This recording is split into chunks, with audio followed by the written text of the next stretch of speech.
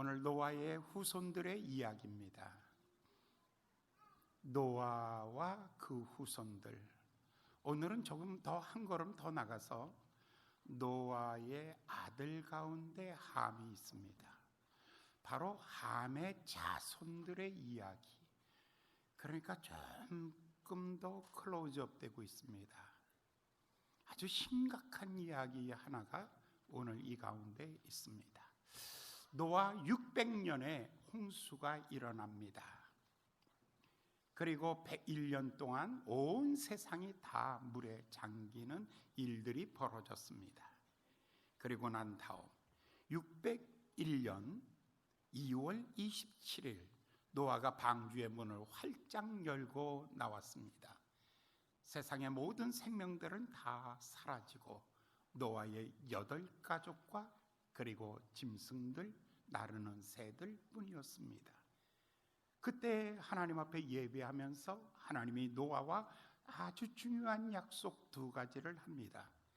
하나는 너는 생육하고 번성하고 땅에 충만하여 질 것이다. 너는 생육할 것이고 그리고 번성할 것이고 땅에 충만하여지는 축복을 얻을 것이다. 너 사는 날 동안 장대비가 쏟아진다 할지라도 두려워하지 마라. 내가 구름 속에 무지개를 두었으니 다시는 홍수로 세상을 심판하지 아니하리라. 내가 너와 약속하마. 이게 601세 때 이야기입니다. 9장을 다 마치면서 28절에 9장 28절에 이렇게 얘기합니다. 노아 950세를 장수하고 죽었더라. 노아 그러니까 600세에 홍수가 나고 그 후에 950세에 죽었으니까 350년 동안의 이야기입니다. 이 350년 동안에 성경은 그 안에 어떤 일이 일어났을까?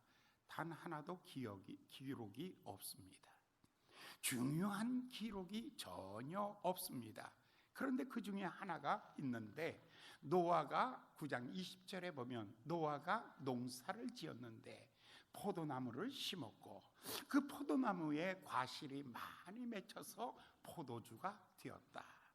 이 포도주를 마시고 노아가 벌거벗은 채로 누워서 잠이 들어버리고 말았다. 그런데 노아의 세 아들 셈, 함, 야벳 이 세 아들 중에 둘째 아들이 방에 들어왔다가 벌거벗고 누운 그 자기 아버지의 모습을 보게 됩니다. 아버지의 수치를 보고 난 그 둘째 아들이 뛰어나가서 다른 형제들에게 이렇게 말합니다. 얼라리꼴라리 얼라리꼴라. 품격을 유지하겠습니다. 그렇게 하면서 비난하고 비방하고 조롱하고 희롱하였습니다. 아침에 일어났습니다. 그런데 첫째와 셋째가 이 이야기를 듣고 포대기를 하나 가지고 뒷걸음질 치고 들어가서 아버지의 수치를 가리워 드렸습니다. 눈을 떠보니까 포대기가 가리워져 있습니다. 아버지가 이 자초지정 이 사실들을 다 알게 되었습니다. 아버지가 이렇게 말합니다. 큰아들 셈은 하나님을 찬양하는 사람이 되라. 셋째 아들은 창대하여 져라. 그런데 둘째 아들 함에게는 이렇게 말합니다. 함아, 내 아들 중에 가나안이 있지 않느냐. 가나안은 종의 종이 될지니라. 그런데 성경에는 한마디 더 붙여놨습니다. 성경은 이렇게 5절에 말합니다. 이어 가로되 가나안은 저주를 받아 그 형제의 종들이 될지니라. 그러니까 충격적인 단어 하나가 저주를 받아. 이 이야기가 처음 쓰여지고 있습니다. 그런데 10장으로 돌아와서 보면 노아의 아들들의 이름들이 나옵니다. 첫 번째 셈의 아들들의 이름이 쫙 나옵니다. 셈의 후손은 26명의 이름이 10장에 나옵니다. 그 다음에 야벳의 아들들의 이름이 나옵니다. 셋째 아들의 낳은 손주들 이름이 나오는데 14명의 이름이 나옵니다. 그리고 세 번째로 함의 두 번째 아들 함의 손주들의 이름들이 나오는데 30명이 나옵니다. 그런데 성경이 초점을 맞추고 있는 부분이 지금 함의 후손들입니다. 저주를 받아 도대체 어떤 일이 그 후손들에게 일어났는가라는 말입니다. 10장 8절의 말씀을 보겠습니다. 10장 6절의 말씀, 6절 다 같이 봉독합니다. 시작. 함의 아들은 구스와 미스라임과 붓과 가나안이요. 여기 보니까 네 아들의 이름이 나옵니다. 첫 번째 이름은 구스입니다. 구스는 북아프리카, 지금 에집트입니다. 북아프리카 지역의 조상이 됩니다. 그 다음에 두 번째 아들의 이름이 나오는데 미스라임입니다. 이 미스라엘은 페르시아 근동에, 그러니까 저 이란 그쪽의 페르시아 지역과 가나안 땅 쪽의 가나안과 페르시아, 지금은 중동 지방이죠. 거기에 조상이 됩니다. 그 다음에 붓이 나옵니다. 붓은 아프리카 남부 쪽으로 내려가서 그 지역의 조상이 됩니다. 그런데 성경이 지금 초점 맞추고 있는 것은 가나안은 저주를 받아 라고 말하고 있어요. 그 가나안은 바로 가나안 땅의 조상이 됩니다. 15절의 말씀을 볼까요? 15절. 가나안의 장자는 시돈, 헷, 여부스, 아모리, 기르가스, 히위, 알가, 그리고 신, 아로앗, 그 다음에 스말, 하맛이 됩니다. 12명의 아들의 이름이 나옵니다. 그게 바로 가나안 땅 인근에 머물고 있는 사람들입니다. 그런데 이게 정말 역사의 초입에 아주 옛날에 되었던 이야기입니다. 그런데 보시면 첫 번째 아들 중에 구스라는 아들이 있었는데 그 아들 중에 탁월한 사람 하나가 나오는데 8절의 말씀입니다. 구스가 또 니므롯을 낳았으니 그는 세상의 처음 영걸이라. 그러니까 이 구스가 낳은 아들 중에는 처음 영웅이 나왔다는 얘기예요. 그런데 이 영웅이라는 이 뜻이 뭐냐면 하나님을 대적하고 하나님을 거역하는 사람이라는 뜻이었습니다. 여러분, 교회 안에서 똑똑해지는 방법이 쉬운 방법이 있어요. 하나님을 대적하면 아주 똑똑해져요. 저 사람 되게 똑똑하다 그래요. 여러분, 순종하는 사람 보고는 이렇게 말하죠. 그 사람은 무굴충이야, 뼈가 없어. 그렇게 얘기해요. 그래서 첫 번째 가나안의 그 함의 후손 가운데 구스가 낳은 아들 니므롯 영웅이 탄생했어요. 그 다음에 두 번째 보면 미스라임의 아들들 가운데는 13절에 보면 이렇게 말합니다. 미스라임은 루딤과 아나밈과 르하빔과 납두임과 바스루심과 가슬루심을 낳았다. 여기 가슬리움이라는 게 누구였냐면 그 밑에 성경에 가로 열고 블레셋이 가슬리움에서 나왔더라. 블레셋 사람들. 두 번째 아들 가운데서 탁월한 사람이 하나 나타났는데 그게 블레셋입니다.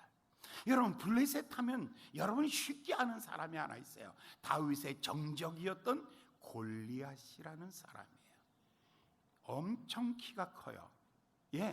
2m 거의 90이 되는 사람이에요. 그리고 철로 무장된 옷을 입었던 사람. 이 블레셋은 굉장히 거인이고 포악한 사람들이었어요. 그러니까 가만히 보니까 이 함이 낳은 아들들 4명 중에 첫 번째 아들, 두 번째 아들 중에서는 영웅들이 많이 나왔어요. 그런데 세 번째, 네 번째 막내가 저주를 받아라고 이렇게 얘기하고 있어요. 진짜 여러분이 마음 아픈 게 뭔 줄 아세요? 예전에 우리 교회 장로님 중에 쉬운둥이가 하나 있어요. 어머니가 50에 자기를 낳았대요. 그러니까 자기 옛날 사람들은 일찍 죽었으니까, 그러니까 그 장로님이 늘 그 어머니가 내가 빨리 죽고 나면 얘는 그냥 어떻게 살아. 그래서 사랑을 쏟아부어서 하여간 형제 중에서 개망나니가 되어버렸어요. 얼마나 사랑을 쏟아부었는지 애가 망가질 정도로 사랑을 쏟아부은 거예요. 사랑은 내리사랑이에요. 마음 아픈 것은 내가 아픈 것보다 자식이 아플 때 마음이 더 아프죠. 자식이 아픈 것보다 손주가 아플 때 마음이 더 아프죠. 하나님의 진노는 뼈가 아프도록 진노하시는 하나님이세요. 얼마나 뼈가 아프냐면, 차라리 함을 책망했으면, 차라리 함에게 채찍질 했으면 함의 마음이 덜 아팠을 거예요. 그런데 함의 아들 가운데 막내 아들 가나안은 저주를 받아 형제의 종의 종이 될지니라. 얼마나 아프겠어요. 내가 잘못했고 자식이 매를 맞을 때의 아픔은, 그 아픔은 더 큰 거예요. 진짜 하나님의 진노는 맞고 끝나는 것이 아니라 그 아픔이 오래오래 갈 수밖에 없는, 이 하나님의 진노가 이렇게 흘러가고 있는 거예요. 이제 가나안에 대해서 조금 더 초점을 맞추기 전에, 여러분 신명기 20장에 5절에 하나님이 이렇게 말합니다. 나 여호와는 질투하는 하나님인즉, 나를 사랑하고 그 명령을 지켜 행하는 자들에게는 은혜를 천대에 이르기까지 하고, 그러나 하나님을 대적하는 자에게는 그 죄를 갚되 3, 4대에 이르기까지 하리라. 그러면 우리는 쉽게 생각해요. 와, 하나님 돼지가 나쁜 하나님이다. 어떻게 그렇게 3, 4대까지? 그런데 하나님의 은혜는 천대입니다. 천대사입니다. 하나님의 은혜는 크십니다. 하나님의 은혜는 위대하십니다. 하나님의 은혜는 영원합니다. 하나님이 사랑하는, 하나님의 사랑을 입은 자, 그 은혜는 천대에 이르게 할 것이고, 그러나 하나님의 진노하는 자에게, 하나님이 나를 미워하는 자의 죄를 갚되 3, 4대에 이르기까지 하리라 라고 했습니다. 3, 4대. 신명기 20장에 오면서 모세가 떠나가면서 느보산 앞에 모압 평지에서 이제 가나안을 향해 떠나가는 이스라엘에게 이렇게 말합니다. 너희가 가나안 땅에 들어가거든 그 가나안의 족속 7족속의 이름이 나옵니다. 지금 바로 이 사람들의 이름입니다. 가나안이 낳은 아들들의 이름입니다. 그들을 진멸해라. 남기지 말고 진멸해라. 민수기 33장 55절에 보면 다시 또 한 번 강조합니다. 만약에 진멸하지 아니하면 너네 눈에 가시가 되고 내 길에 올무가 될 것이니 반드시 진멸해라. 그러면 다른 말로 말하면 대대로 하나님의 원수가 되었다라는 말입니다. 뭘 그렇게 잘못했길래? 뭘 그렇게 잘못했길래? 실수는 아버지가 했고 아들은 함이 한 일은 아버지가 실수하고 원인은 아버지가 제공했는데 하나님은 그 아들에게 물으십니다. 우리는 종종 나만 잘못 안 하면 돼 해요. 그러나 여기 아버지의 실수를 본 아들에게 너는 아들로서 가족으로서 가족 공동체를 어떻게 해야 하는지를 알죠. 우리가 여러분이 돈이 있으면 어려운 사람 도와주셔야 돼요. 그 돈 가지고 어려운 사람 도와주지 아니하시면 여러분 그들 가난한 자들의 한 맺힌 눈물이 기도가 내게 내 기도를 막는 거예요. 여러분 예수 믿으면 나만 잘 살면 된다는 생각을 버리셔야 돼요. 예수 믿으면 나를 통해서 모든 사람이 잘 사는 것, 그것이 예수 믿는 사람입니다. 할렐루야.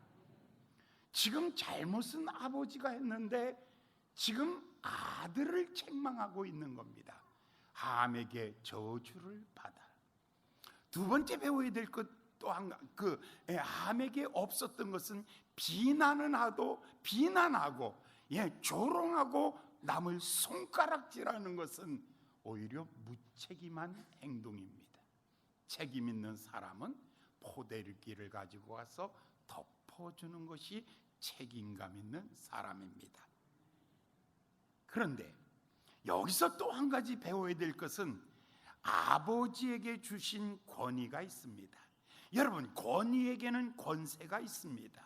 그 말에 권세가 있단 말입니다. 여러분 대한민국의 최종 권위는 대통령입니다.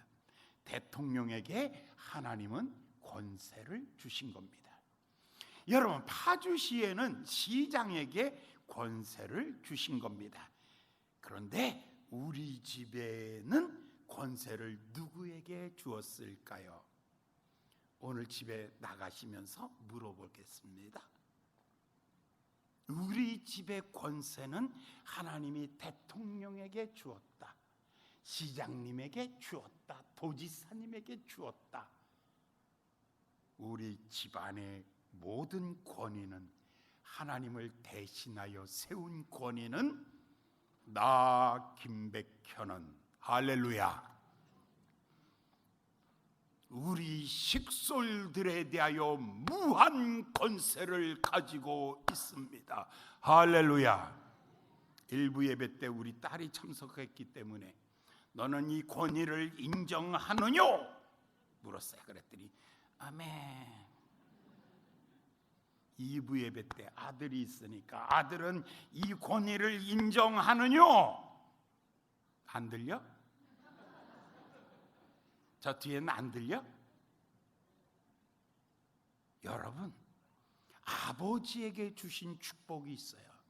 쇠마, 너는 내 아들을 부지런히 가르치며 앉았을 때든지 누웠을 때이든지 길에 행할 때이든지 내 손목에 매며 네 미간에 붙여 자녀에게 부지런히 내 아들에게 이 말씀을 가르쳐라. 그리하면 내가 세우지 아니한 집을 얻을 것이고 내가 파지 아니하는 우물에서 생수를 얻을 것이고 내가 심지 아니하는 포도원에서 열매를 거둘 것이고 감람나무에서 열매를 딸 것이다. 여러분 이 말의 의미가 뭐예요? 자녀에 대한 축복의 권세를 아버지에게 주셨으니까 여자들은 조금 입 다물고 계십시오. 할렐루야. 애들아, 맛있는 거 사올 때 꼭 엄마한테 먼저 묻지 마라. 아빠한테 물어라. 할렐루야. 아빠 어떤 거 더 좋아? 이렇게 물어. 엄마한테 묻지 마라. 왜냐면 권세가 애비에게 있으니까. 축복의 권세가, 너는 하나님을 찬양하는 자가 되라. 너는 창대한 자가 되라. 너는 정의의 종이 되라. 할렐루야. 네. 내가 뭐 성평등 이런 얘기하는 게 아니에요. 하나님께서 남자에게 준 권위예요. 네.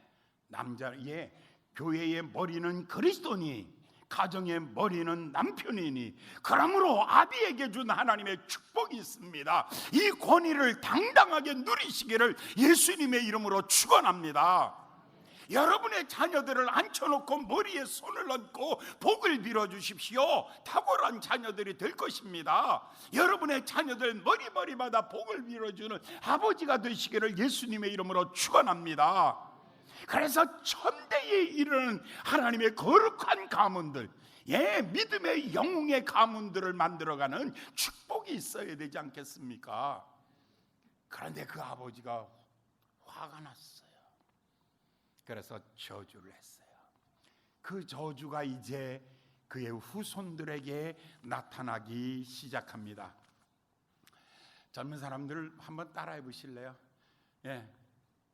천하의 권세는, 젊다고 생각하면 90 아래는 다 젊어. 진짜 너무들 해. 심각해네.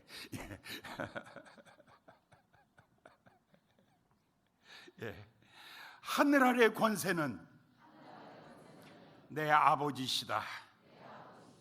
3번 합니다. 3번 하는 거요. 이거 많이 해야 돼. 잊어버리면 안 돼요. 이거 정말. 자, 3번 하는 겁니다. 시작. 하늘 아래 권세는 내 아버지시다. 하늘 아래 권세는 내 아버지시다. 하늘 아래 권세는 내 아버지시다. 할렐루야. 아멘. 우리 남자들끼리 모여서 우리 맛있는 것도 좀 먹고 그럽시다. 좋은 일 있을 때. 자, 그런데 보십시오. 이제 몇 가지 예제를 들겠습니다. 성경에 보면 바울이 히브리서를 쓰면서 마음 아팠던 사건이 하나 있습니다.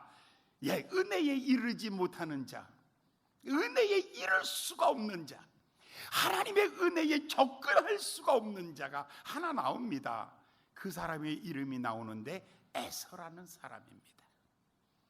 에서는 나중에 울며 통곡해도 하나님의 은혜에 이르지 못하였다라고 합니다. 그런데 에서의 집안에 쓴뿌리가 하나 생겼습니다. 그 쓴뿌리가 계속해서 대대로 내려가고 있는 겁니다. 에서 누구예요? 에서 장자의 축복을 받은, 장자로 태어나는 축복을 받았어요. 근데 팥죽 한 그릇에 장자의 명분을 팔아버리고, 장자의 명분을 팔아버리고 팥죽 한 그릇과 바꾼 거예요. 이걸 두고 성경은 이렇게 말해요. 망령된 자. 이거 가지고 다른 말로 말하면 소대변 못 가리는 자, 이 인간의 분별력이 없는 자, 어떤 것이 더 가치가 있고 어느 것이 더 영원한가를 알지 못하는 사람, 그게 바로 에서예요. 이 사람이 은혜에 이르지 못하였던 거예요. 왠 줄 아십니까? 하나님이 주신 그 소중한 장자의 명분을 잃어버리고 말았어요. 팔았어요. 그리고 난 다음에 그의 마음에 남은 게 뭔 줄 아세요? 분노예요. 자기 동생 죽이려고 추격하기를 시작합니다. 1년, 2년, 20년이 걸립니다. 야복강 나루터에서 동생 건너오면 죽이려고 400명의 가신들을 거느리고 와가지고 지키고 있는 것입니다. 그게 바로 에서입니다. 에서의 후손 가운데 에서의 후손을 에돔 족속이라고 합니다. 에돔 족속 가운데 쭉 내려와서 한 사람, 위대한 사람이 나왔는데 그게 바로 헤롯입니다. 이둠의 사람이고 에돔 사람이다. 그런데 이 집안에 흘러가는 게 하나 있습니다. 장자라는 것, 이것을 지키지 못한 것에 뼈아픈 이 사건이 있습니다. 그것 때문에 분노의 영, 살인의 영성이 그 집안에 흘러갑니다. 자, 그런데 헤롯이 임금되었을 때 동방의 박사들이 찾아와서 유대인의 왕으로 나신 이가 어디 계시뇨? 우리가 동방에서 그의 별을 보고 그에게 경배하러 왔노라 라고 하니까 그가 이렇게 말하죠. 유대인의 왕 나 말고 또 어디 있어? 그러면서 2살 밑에 아이는 다 죽여라. 요세푸스는 그때 죽은 아이들의 숫자를 약 200명 되는 아이, 2살 밑에 아이들을 다 죽입니다. 그게 누구였냐면 헤롯입니다. 바로 에서의 후예들입니다. 그들은 권위를 지키기 위해서 사람을 죽이기 시작합니다. 그 아들이 안티파스입니다. 안티파스는 자기 동생 필립을 죽입니다. 그리고 동생의 아내 헤로디아를 아내로 얻습니다. 이 사실을 고발했던 요한을 목을 비어 또 죽입니다.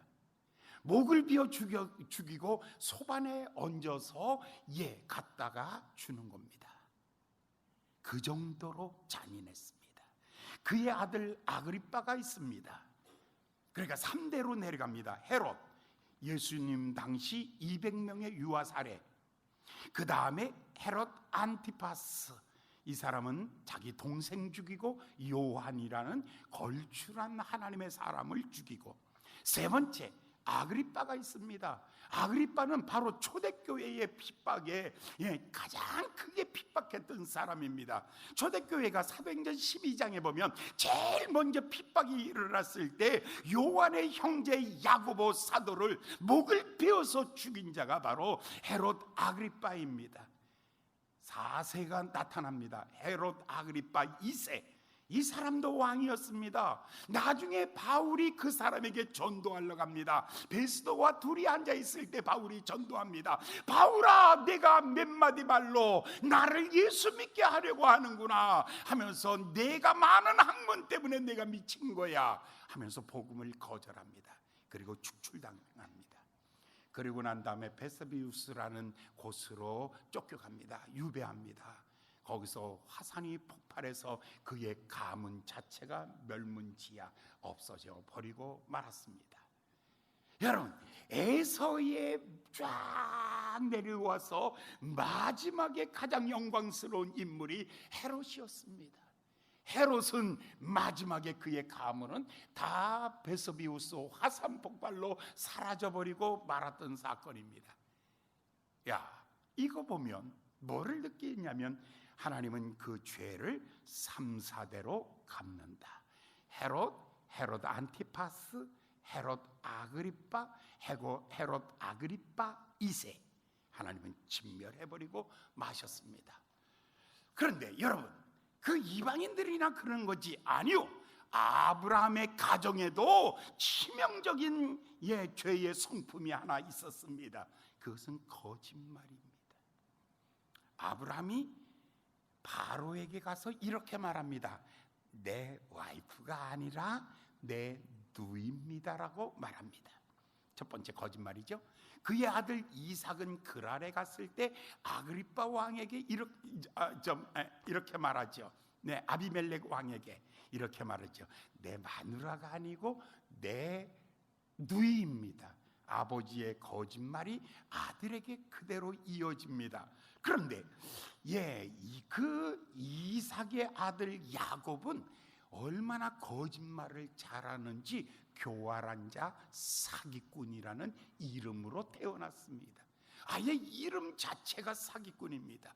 형 속이고 아버지 속이고 삼촌 속이고 자식 속이고 돌아가면서 속입니다.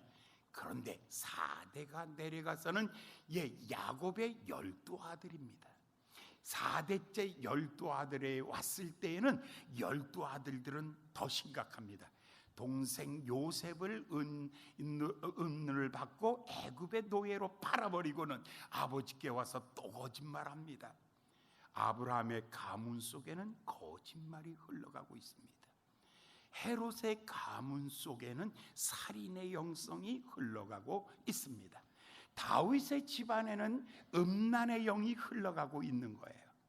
다윗이 우리아를 죽이고 밧세바를 아내로 얻었어요. 이 사건 이후에 그의 아들들에게 나타납니다. 첫 번째, 암논이라는 아들은 다말이라는 자기 이복 여동생을 강탈합니다. 그리고 또 압살롬이라는 아들은 백주의 성벽 위에서 천막을 쳐놓고 아버지의 첩들을 다 강간해버리고 맙니다. 그 다음에 내려와서는 솔로몬 때에는 아예 후비가 700이요 첩이 300명입니다. 그리고는 나라가 쪼개져 버리고 맙니다. 다윗 속에 일어났던 음란의 영이 흘러 갑니다. 부모로부터 여러분들은 피를 이어받습니다. 부모로부터 식성도 이어왔습니다. 부모로부터 우리는 성품을 이어왔습니다. 부모로부터 질병도 이어왔습니다.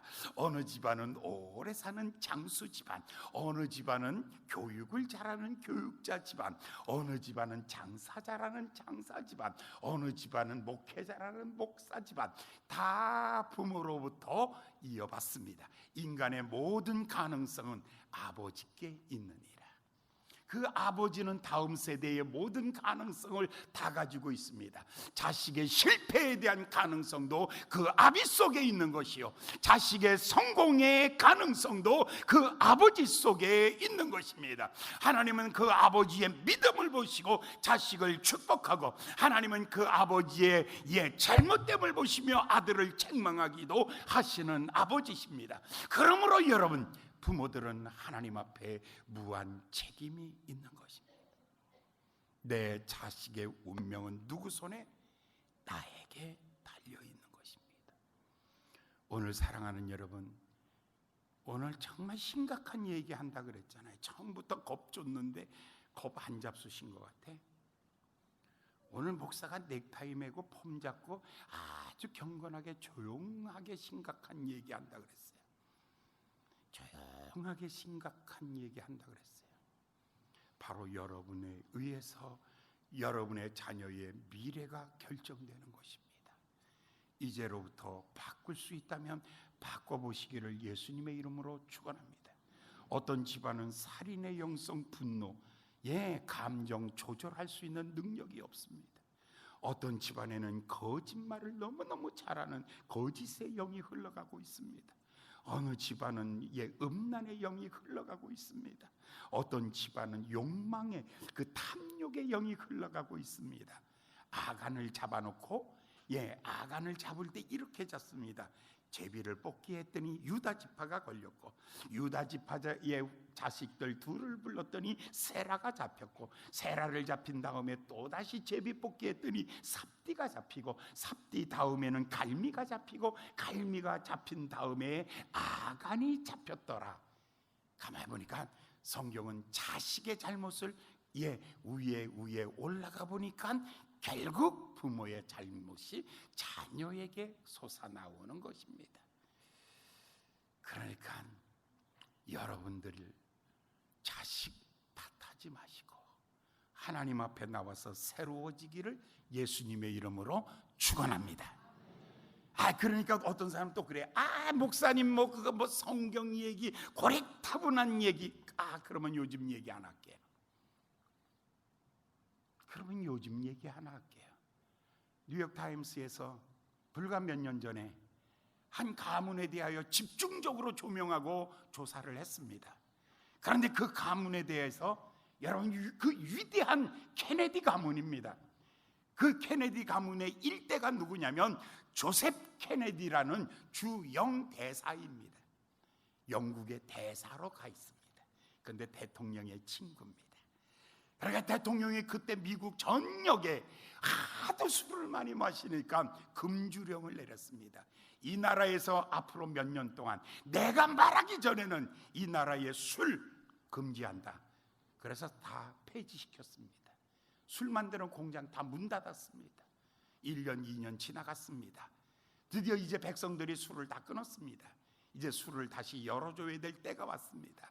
그런데 이 사실을 누구에게 제일 먼저 얘기했냐면 대통령의 친구인 조셉 케네디라는 조셉 케네디 대영 대사에게 얘기를 했어요. 그랬더니 이 대사가 이 찬스를 놓치지 않았어요.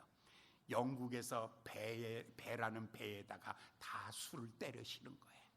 싹 영국의 술을 싹 유럽에 있는 술을 다 사가지고 배에다 싣고 뉴욕 항구로 쫙 들어와서 대기하고 있는 거예요. 그런데 대통령이 이제 금주령을 해제합니다. 여러분들은 술을 마셔도 됩니다 하는데 술이 없는 거예요. 그런데 누가 술 팔면 되겠어? 이 사람이 술을 팔기 시작하는데 돈이 그냥 막 쏟아져 들어오기 시작합니다. 돈이 들어옵니다. 돈 가지고 정치합니다. 돈이 억수로 모여들었습니다. 그런데 하나님의 진노를 샀습니다. 하나님이 진노하신 겁니다. 제일 첫 번째 아들 조셉 케네디 2세 44살 44년도에 전사. 두 번째 아들 존 F 케네디 63세의 피살. 63년도에 피살. 대통령인데 저격당했습니다. 세 번째 아들 로버트 케네디 68년도에 법무부 장관이고 의원이었는데 총에 맞아 죽었습니다. 네 번째 아들 에드워드가 있습니다. 이 사람은 상원이었습니다. 그런데 여비서와 썸씽 생겨가지고 어디 가다가 죽었습니다. 하여간 그래서 아들 넷이 다 죽었습니다. 근데 손주가 몇 명 남았는데 6명의 손주가 남아 있습니다. 첫 번째 손주 이름 패트릭 케네디 조산. 그 다음에 존 F 케네디 2세 케네디의 아들입니다. 비행기 사고로 사망. 데이비스 케네디 세 번째 84년 마약으로 사망. 그 다음에 마이클 케네디 98년도 스키 사고로 사망. 에드워드 케네디 암으로 다리 절단하고 사망. 패트릭 케네디 하원 의원이었는데 마약 중독으로 사망. 어쩌면 딱 보니까 돈은 억수로 벌었습니다. 근데 그 집안에 하나님의 진노가 흘러가기 시작하는데 첫 번째 자기 아들 넷이 다 죽습니다. 요절을 합니다. 그 다음에 손주 6이 있는데 손주 6이 몽땅 다 요절을 해버리고 말았습니다. 한 집안이 멸문지하를 해버리고 만 것입니다. 하나님은 은혜를 갚되 천대를 갚으시고 하나님은 죄를 갚되 3, 4대에 이르기까지 죄를 갚으시느니라. 사랑하는 여러분, 여러분은 누구십니까? 여러분은 여러분의 자식에 대하여 얼만큼의 책임이 있습니까? 여러분 속에 있는 쓴뿌리가, 여러분 속에 흘러가고 있는 이 쓴뿌리가 계속해서 흘러 자식에게 악한 열매로 나타난다면, 그러면 여러분은 왜 예수 믿으십니까? 이 쓴뿌리는 어떻게 끊을 수 있습니까? 쓴뿌리는 딱 하나입니다. 죄를 예수님의 피로 죄 사함을 받는 것입니다. 죄가 없어지는 겁니다. 예수님이 도말하시는 것입니다. 예수님이 십자가의 죽으심으로 말미암아 죄를 도말하시고 우리에게 형벌을 도말하시고 모든 질병을 짊어지시고 우리의 모든 저주를 담당하시고 우리의 가난도 짊어지시고 오직 나를 위하여 십자가에 대신 죽은 그 예수의 피가 나를 정결하게 하고 하나님의 은총이 나에게 천대에 이르는 복을 받도록 만드는 것입니다. 할렐루야, 할렐루야. 이제 여러분들은 가끔가다 많이 생각날 거예요. 여러분들이 뜻하지 아니하는 어떤 일들을 만나거나 여러분 속에 일어나는 죄가 자꾸만 피어오를 때에 이게 어느 날 내게 일어나는 것이 아니라 내 피 속에서, 내 뼈 속에서, 내 안에서 일어나오는 이 모든 죄악들, 이 쓴뿌리를 사랑하는 여러분 도말하셔야 돼요. 그것을 끊으셔야 돼요. 그것을 끊는 능력은 예수의 피밖에 없습니다. 예수의 피가 그것을 끊어냅니다. 그 죽음의 저주를 끊어내는 것이 예수의 피입니다. 예수 안에 살면 여러분들은 천대에 이르는 은혜와 평강의 복을 받습니다. 예수 안에서 여러분의 가문이 달라지시기를 바랍니다.